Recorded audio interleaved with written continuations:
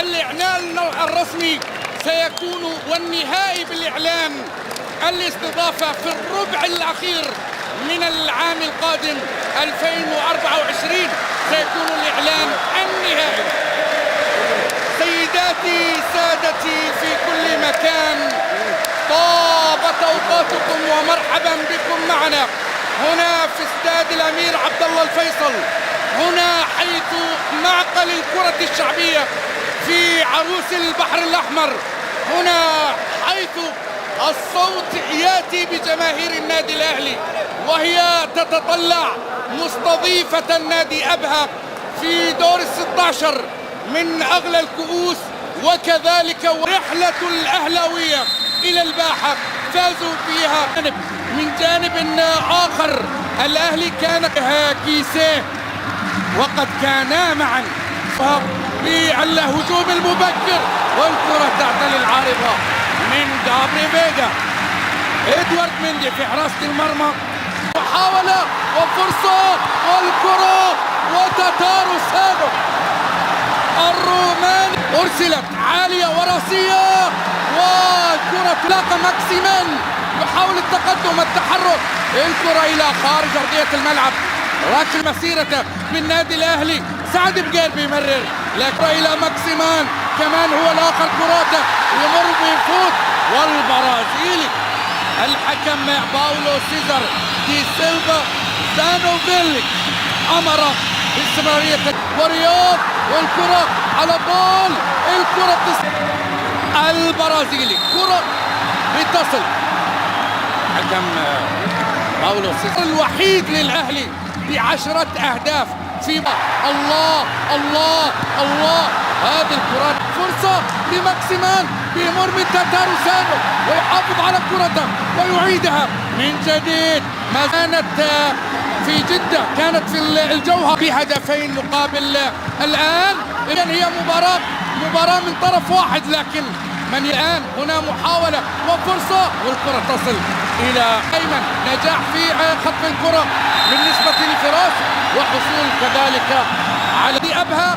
إن لم يسجل الكرة تصطاد وتغير اتجاهها إلى ركلة زاوية. فراس البريكان، نحن نتحدث عن الثالثة، نتكلم طبعا عن حارس المرمى. الكرة بتصل من جديد، يصفون محاولة عن طريق ماكسيمان، الكرة بتبعد جديد في الدائرة، في خطأ لمصلحة اللاعب الأكثر مهارة هذا الموسم في الدوري. محاولة على الجهة اليسرى سهلة عند الجميع، فن بالصدر، وبعد ذلك أرسلت الكرة. كرة بتصل عالية وخطيرة وسهلة عند كيبريان للجهة اليسرى، جميلة لكنها بعيدة كل البعد. الفكرة حلوة يا عبد جديد. محاولة وفرصة، والكرة تبعد لمصلحة، ويتحرك أهلاوي الآن، وأرسلت من لوحده في المباراة الماضية. كرة يعطي الوصايا، أتفهم، أنا أتفهم، الأهلاوية يتفهمون. مرة أخرى بيمرر، أصبحت خطيرة وقريبة.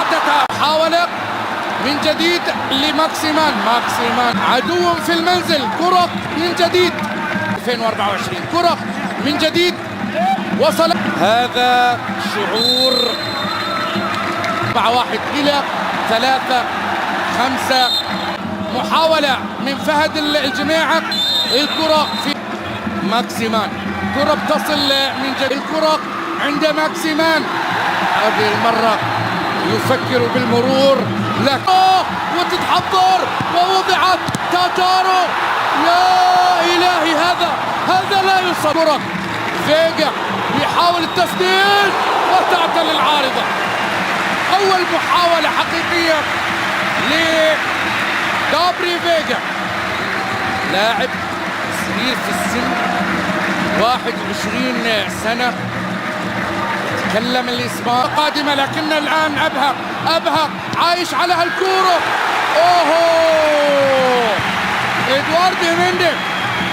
إدوارد مندي ينجح في كرة بتوصل من سعد، والراسية من كريستوفيان. كريتشوفياك يكسب خطأ مؤخرا. كرة من جديد، محاولة في الجانب الأيمن، محاولة أرسلت تاتارو. سعد بقير يحاول التسديد، خطيرة لكنها اصطدت في مندي، وإن بدا غاضبا هل هو غاضب مثل الكرة مباشرة؟ نجاح من فيجا وعادت. الله، زعيم الجنوب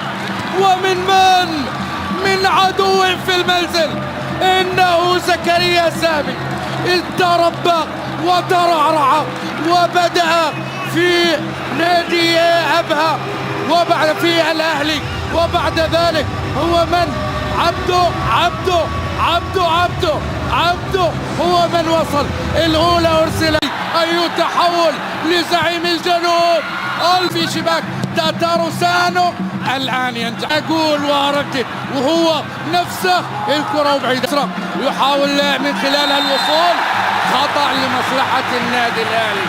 ومن هذا المكان وفي هذه الصورة والبطاقة الصفراء قد نادي أبها وصلت الجدار. ركلة جزاء أهلاوية، رياض أرسلها، ضربت في الجدار، لكن هل هي لتاتارو سانو؟ رياض في المرمى، رياض يدرك التعادل في شوط أول رائع، جميل، سريع، قوي. رياض يعطي السعادة للنادي الأهلي. الأهلي يعادل بعد أن تقدم أحمد عبده. مصلحة فريق نادي أبها، شوط أول كان مثير جدا بين الفريقين، ونتمنى أن نستمر، ولكن التغطية حاضرة، تتخلص الكرة وتصل إلى كريتشاني، الكرة مستمرة إلى بسام، يبحث الحريجي، ماكسيمان عدى، ماكسيمان راح، عرضية، جول، لا لا لا لا، مش معقول. يا إلهي، كان غريبة جدا، الكرة ترجع لبوبي، يتقدم فيرمينو، وبالتالي لوجود صافرة، ركلة حرة مباشرة لمصلحة النادي الأهلي.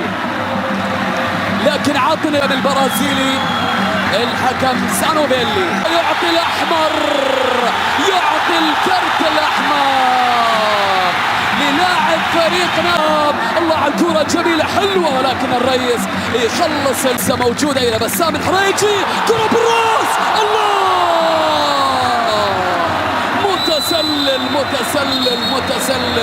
متسلل إيكابي، خطير إيكابي، وإدوارد مندي خلص. سلامات إن شاء الله لإدوارد مندي اللي يشكو الإصابة، يبدو له تدخل قوي، ولكن يخسر كرة فراس، بالتالي تذهب إلى ماكسيمان عرضية، والكرة إلى خارج أرضية الملعب من آلان ماكسيمان. محاولة موجودة إلى إيكابي، جول إيكابي، الخطأ من أمام إيكابي، كارثة، نعم، ما هذا الخطأ. الثالث ريابة، جول،